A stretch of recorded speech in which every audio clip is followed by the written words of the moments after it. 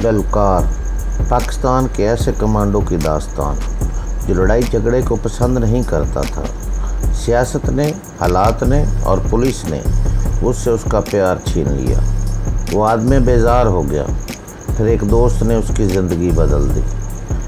वो दिन ब दिन फुलादी जिस्म और इरादों का मालिक बनकर अपने और मुल्क दुश्मनों पर टूट पड़ा।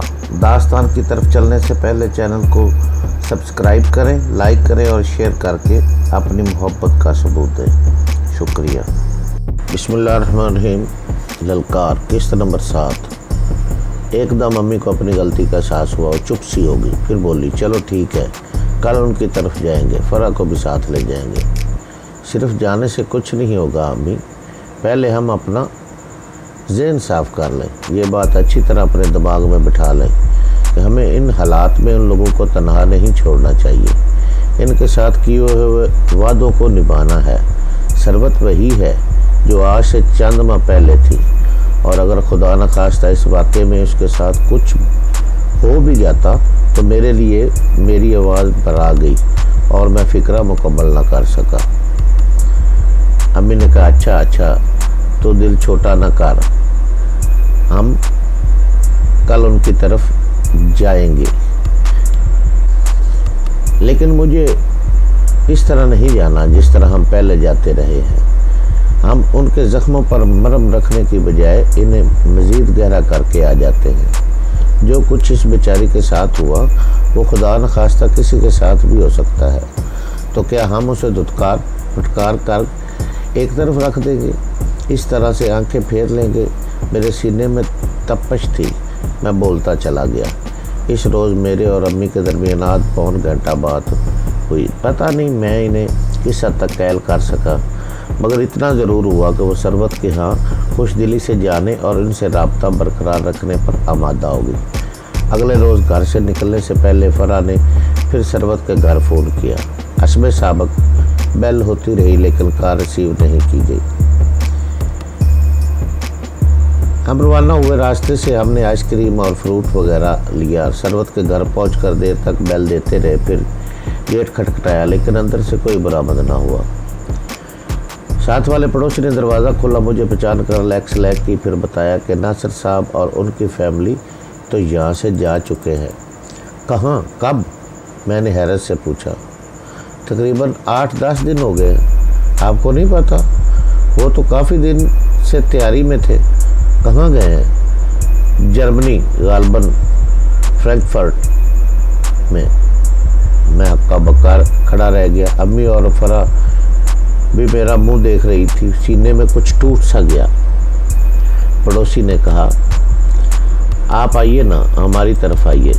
नहीं शुक्रिया, मैंने कहा। उनका कोई राब्ता नंबर वगैरह? उन्होंने कहा था कि वो वहाँ से आकर भेज देंगे, लेकिन अभी तक तो नहीं आया। अब होने वाले प्रॉपर्टी डीलर हाजी साहब से पूछ लीजिए, शायद उनका राब्ता हो नासिर से। कल एक गाहक भी आया हुआ था हाजी साहब के पास। किस चीज़ का गाहक? मैंने पूछा। यही नासिर साहब के घर का। वो उसकी फ़रोख्त के लिए हाजी साहब ही को कह कर गए हैं। यानी वो मकान भी बेचना चाह रहे हैं? अम्मी ने हैरत से पूछा। हाँ जी, कुछ ऐसा ही लग रहा है। शायद अब वो जल्दी वापस नहीं आएंगे। मैं चकरा कर रह गया। मैंने पिछले दिनों 1-2 बार नासिर भाई की ज़बानी ये तो सुना था कि वो ये घर छोड़ना चाह रहे हैं, लेकिन ये वहम गुमान में भी नहीं था कि वो ये मुल्क ही छोड़ जाएंगे, और वो भी इस तरह के किसी अजीज़ रिश्तेदार को कानो कान खबर न हो। नासिर भाई से छोटा हमास पिछले 3-4 साल से जर्मनी में ही मुकीम था। वो सॉफ्टवेयर इंजीनियर था। एक बार पहले भी नासिर भाई सैर व तफरी के लिए उनके पास जर्मनी जा चुके थे। वालदा की वफ़ात पर अब्बास जर्मनी से आया था। 10-15 रोज़ रह कर लौट गया था। शायद इन्हीं दिनों में घर के अंदर कोई मशवरा वगैरह हुआ, और अब नासिर भाई ने सरबत और नुसरत समेत जर्मनी का रुख कर लिया। फ़रा ने परेशानी से कहा, मुझे तो यकीन नहीं आ रहा। एकदम बगैर किसी को बताए अम्मी ने कहा, ये जो हाजी साहब हैं इनसे पूछो, शायद कोई अता पता दे गए हों। हमने हाजी साहब से पूछा, लेकिन उनके पास भी कोई अभी तक इतला नहीं थी। हम यूसी के आलम में वापस हुए घर के गेट के सामने से गुजरते हुए अचानक मेरी नज़र गेट के निचले हिस्से की दर्ज में गई। अंदर की तरफ एक ब्राउन लिफाफा सा पड़ा हुआ था। मैंने गाड़ी को ब्रेक लगाया। गेट पर जाकर मैंने हाथ नीचे से अंदर घुसाया और लिफाफा निकाल लिया। गाड़ी में आकर मैंने देखा ये कोई अदालती नोटिस था। एड्रेस में मरहूम खालू उस्मान का नाम लिखा हुआ था। अम्मी से मशवरे के बाद मैंने लिफाफा खोला। ये एक सम्मन था। तहरीर से पता चलता था कि इससे पहले भी 2 नोट्स भिजवाए जा चुके जिनकी तमील नहीं हुई थी। सम्मन में ऐसे प्लाट का जिक्र मिलता था जो खालू उस्मान ने दुकान की तमीर के लिए हासिल किया था, लेकिन उन्होंने कानून शिकनी करते हुए उसे फ़रोख्त कर दिया था। अब ये मामला अदालत के रूबरू था। पता नहीं ये किस प्लाट का जिक्र है, मैंने उलझे हुए लहजे में कहा। अम्मी ने तफसील पूछी। मैंने इन्हें बताई। अम्मी को भी कुछ मालूम नहीं था। फिर जैसे इन्हें कुछ एकदम याद आ गया, कहने लगी मेरा ख्याल है ये वो केमिकल मार्केट वाला प्लाट होगा। कौन सी मार्केट? दरअसल ये झगड़ा कोई 8-10 साल कबल शुरू हुआ था। केमिकल बेचने वाली दुकानें शहर में जगह जगह बिखरी हुई हैं। गवर्नमेंट ने कोई सर्वे किया था और फिर इन सारे दुकानदारों को आम आबादी से हटकर एक खुली जगह पर प्लाट दिए गए थे। वो किस लिए? फरा ने पूछा। ताकि ये ख़तरनाक काम आम आबादियों के अंदर ना हो, बल्कि किसी खुली जगह पर किया जाए। इस काम में आग वगैरह लगने का खतरा रहता है ना, अम्मी जान ने वजाहत की। इसके बाद में क्या हुआ? मैंने पूछा। मुझे ज़्यादा तो पता नहीं। एक बार ये सुना था कि उस्मान को भी प्लाट मिला था, लेकिन उसके बाद में उन्होंने बेच दिया। शायद ये कोई वही चक्कर लग रहा है। एकदम मेरे जहन में आया किस किस्म की बात मैंने भी सुनी थी। वहीं पर खड़े रहना मुनासिब नहीं था। मैंने गाड़ी आगे बढ़ा दी। जब हम सड़क का मोड़ रहे थे तो मैंने सेठ सिराज की चमकीली कार गाड़ी देखी। वो अपने घर की तरफ मुड़ रहा था। उसके साथ पिछली नशिस्त पर उसी की तरह का एक हटा कटा शख्स बैठा था। दोनों किसी बात पर खुलकर हंस रहे थे। सेठ ने मुझे नहीं देखा, लेकिन मैंने उसे देख लिया। सीने में एक बार फिर वही आतिशी लहरें दौड़ी और मेरे सरापा को हिला कर रख देती थी। घर आकर मैं देर तक उस दर्दनाक सूरत हाल के बारे में सोचता रहा। नासिर भाई जिस तरह पाकिस्तान छोड़ गए थे वो बेहद तकलीफ देता। जो लगता था कि अब वो किसी से रब्ता ही नहीं रखना चाहते। उन्होंने मेरे कानों में भी अपनी हिजरत की भनक तक नहीं पड़ने दी थी। शायद वो यहाँ से अपना हर नाता तोड़ने के ख्वाह थे। क्या इन्हें ऐसा करना चाहिए था? मैंने बेज़बान खामोशी खुद से कहा। इस सवाल का जवाब देना बहुत मुश्किल था। नासिर भाई को कुली तौर पर गलत भी करार नहीं दिया जा सकता था।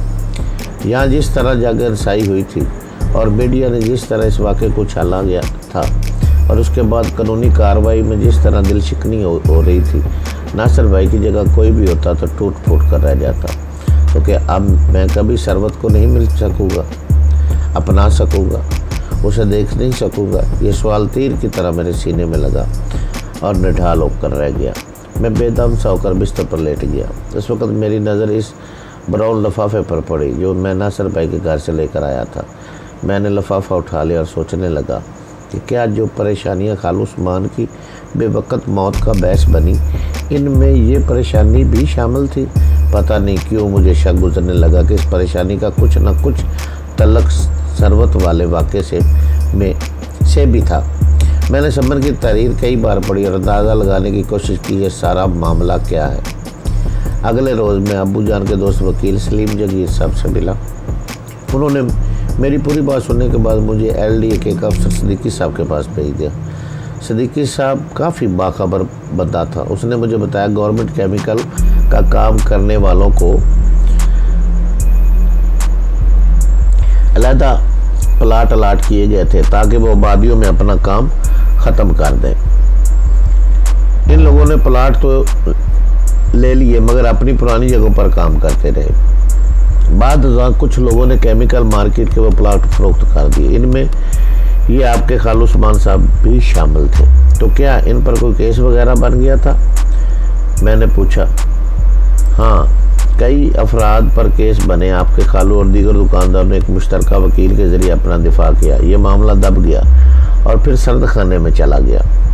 مگر کچھ دن پہلے ایک صحافی صاحب نے اس معاملے کو پھر تازہ کر دیا۔ آپ کے خالو اور ان کے دونوں ساتھیوں کے خلاف انکوائری پھر شروع ہوگی۔ میرے خیال میں یہ کام کسی نے بدنیتی اور دشمنی کی وجہ سے کیا۔ آپ کا مطلب وہ صحافی کسی کے کہنے پر یہ حرکت میں آیا؟ میرے خیال میں تو ایسا ہی ہے۔ آپ کل تشریف لائیں تو میں آپ کو اس بارے میں مزید تفصیل دے سکوں گا۔ اگلے روز میں صدیقی سے ملنے اس کے دفتر پہنچا۔ اس نے حسب وعدہ اس معاملے کو پوری تفصیل اکٹھی کر لی تھی۔ میرے بدترین خدشے حقیقت میں بدل گئے۔ سارے کام کے پیچھے ایم این اے گرایا کے ایک پی اے کا ہاتھ تھا۔ شک و شبے کی کوئی گنجائش ہی نہیں تھی۔ ایم این اے گرایا کا تعلق سیٹھ سراج سے ثابت تھا، اور سیٹھ سراج جس قسم کا شخص تھا وہ میں دیکھ ہی چکا تھا۔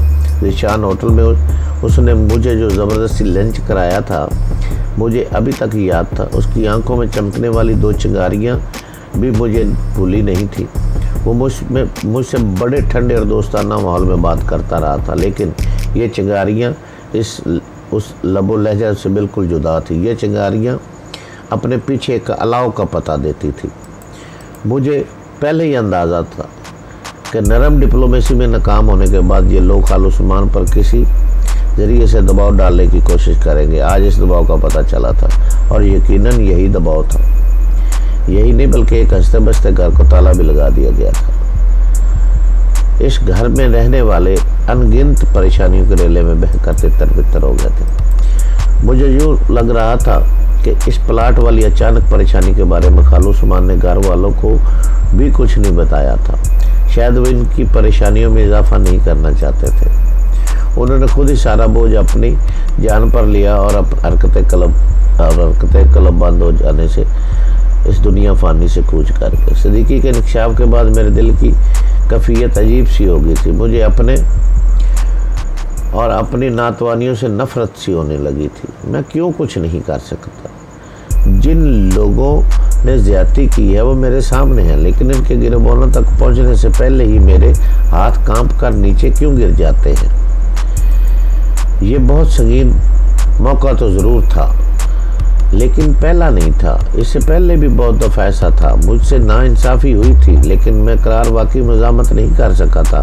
مجھے بچپن کی وہ چھوٹی چھوٹی لڑائیاں بھی یاد تھی، جن کا نتیجہ اکثر میری شرمندگی اور پسپائی کی صورت میں ہی نکلا کرتا تھا۔ محلے کا ایک یونس ظفر نامی لڑکا، اس کی ٹولی ابھی تک تو مجھے نہیں بھولی تھی۔ یہ لوگ گاہے بگاہے مجھ سے لڑائی مول لیتے تھے، میری زندگی اجیرن کیے رہتے تھے۔ اور پھر اسکول کے زمانے میں وہ چھوٹے بڑے واقعات جو عموماً مجھے اپنی فطری کم ہمتی کی وجہ سے ہی ندامت اور عظمیت کا سامنا کرنا پڑتا تھا۔ کالج کے دور میں مجھے اپنے وہ شریر پڑوسی بھی یاد تھے جو کرایہ دار کے طور پر آئے تھے، اور انہوں نے 2-2.5 سال تک ہمارا اور خاص طور پر میرا جینا حرام کیے رکھا تھا۔ بے شک لڑائی دنگا قابل تعریف بات نہیں ہے، لیکن ایک عام شخص کی زندگی میں کئی موقع ایسے آتے ہیں جب اس کی ساری ذہانت، سوجھ بوجھ اور فراست ایک طرف دھری رہ جاتی ہے۔ اس وقت اسے کسی تدخو کے ہاتھوں بے عزت ہونا پڑتا ہے، یا پھر نگاہیں جھکا کر اور عرق ندامت میں ڈوب کر پسپا ہونا پڑتا ہے۔ میں نے اس سے پہلے جو مارشل آرٹ اور کراٹے کلب وغیرہ کا ذکر کیا تھا، اس کے پیچھے بھی میری یہی نعت توائیاں، مرومیاں اور عظمیتیں وغیرہ عمل کرتی تھی۔ میں سمجھتا تھا کہ میں جسمانی طور پر مضبوط ہو جاؤں گا تو میرے لیے نزاعی معاملات سے نمٹنا آسان ہو جائے گا، اور موقع پڑنے پر میں کسی کے پنجہ ستم کو مروڑ بھی سکوں گا۔ لیکن اب دھیرے دھیرے یہ بات میری سمجھ میں آئی تھی کہ مارشل آرٹ وغیرہ کی سرگرمیاں کسی لڑاکے کو تو مزید لڑاکا بنا سکتی ہیں، لیکن کوئی ایسا شخص جس کی فطرت میں مار داڑ اور مارا ماری نہیں ہے، مارشل آرٹ کی اعلیٰ سلدے حاصل کر کے بھی ٹکراؤ اور مار کٹائی کی صورتحال سے عہدہ برا نہیں ہو سکتا۔ تازہ ترین مثال میرے سامنے تھی۔ موجودہ انکشافات کے بعد میرا دل چاہتا تھا کہ میں دندناتا ہوا سیٹھ سراج کے پلازا پہنچ جاؤں۔ کچھ اور نہ بھی کروں تو کم از کم اسے گریبان سے ضرور پکڑوں، اسے جھنجھوڑوں اور پوچھوں کہ اس نے ظلم کے اوپر ظلم کیوں کیا۔ بیٹی کے اغوا کے زخم بھرے تھے کہ اس نے باپ کی موت سنا دی، لیکن یہ کرنے کے لیے اس کے بعد کے دوسرے اقدام کرنے کے لیے جس ہمت اور سختی کی ضرورت تھی وہ میرے اندر نہیں تھی، کہیں نہیں تھی۔ میں سوچتا اور پسینے میں ڈوبنے لگتا۔ اگلے روز میرے اندر کے تیش نے شدید ابال کی صورت اختیار کی اور میں سیٹھ سراج سے بات کرنے کے لیے اس کے پلازے پر پہنچ گیا۔ میں اسے لڑنا نہیں چاہتا تھا، نہ ہی کسی طرح کی مار کٹائی کا ارادہ رکھتا تھا، لیکن میں اس سے اتنا ضرور پوچھنا چاہتا تھا کہ اس نے خالو عثمان کے زخموں کا دعویٰ کرنے کے بجائے اس کی جان کیوں لی۔ اس بات میں اب شبے کی کوئی گنجائش ہی نہیں تھی کہ پلاٹ والا معاملہ صرف سیٹھ سراج کی وجہ سے ری اوپن ہوا تھا۔ ایسی غلطی بہت سے دوسرے لوگوں کو، بے شک اس پلاٹ والے معاملے میں چند سال پہلے خالو عثمان سے غلطی ہوئی تھی، اور ایسی غلطی بہت سے لوگوں سے بھی ہوئی تھی۔ اس قسم کی غلطیاں تقریباً ہر شخص کی زندگی میں موجود ہوتی ہیں، لیکن جو سزا خالو عثمان کو ملی وہ اس کے ہرگز حقدار نہ تھے۔ میں نے اپنی گاڑی سیٹھ کے پلازا سے کچھ فاصلے پر کھڑی کر دی اور سوچنے لگا اس سے کس طرح بات کی جائے اور بات کہاں تک محدود رکھوں کہ ہاتھا پائی کی نوبت تک نہ پہنچ سکے۔ بے شک میں لڑنے کے لیے نہیں جا رہا تھا، لیکن ایسے معاملات میں تلخ کلامی اور ہاتھا پائی کے درمیان بس ایک مہم سی لکیر ہوتی ہے۔ سیٹھ کے لیے میرے اندر جو تیش تھا وہ میری جسمانی برداشت سے بہت بڑھ کر تھا۔ تو دوستو یہ تھی قسط نمبر 7۔ انشاءاللہ ملیں گے قسط نمبر 8 میں۔